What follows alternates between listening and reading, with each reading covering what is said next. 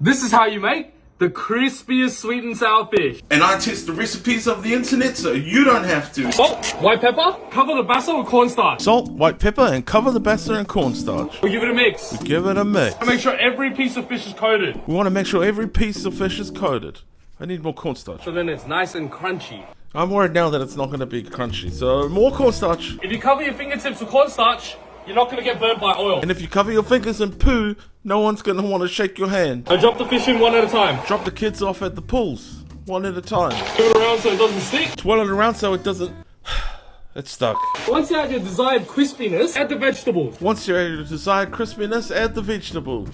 Strain it. Strain it. To make the sauce, tomato sauce. To make the sauce, use the sauce. Sugar, Honey. pineapple pieces. Pineapple pea. How much pineapple?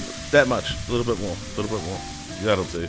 A little bit more. I might just use the whole can. A little bit of yum yum. I hope that means MSG. And vinegar. And Now we turn up the heat and let it reduce. turn up the heat and let it reduce. Add your fish back. I'm bringing fishy back. Yep. Now give it a toss. Give it a gentle move around the wok.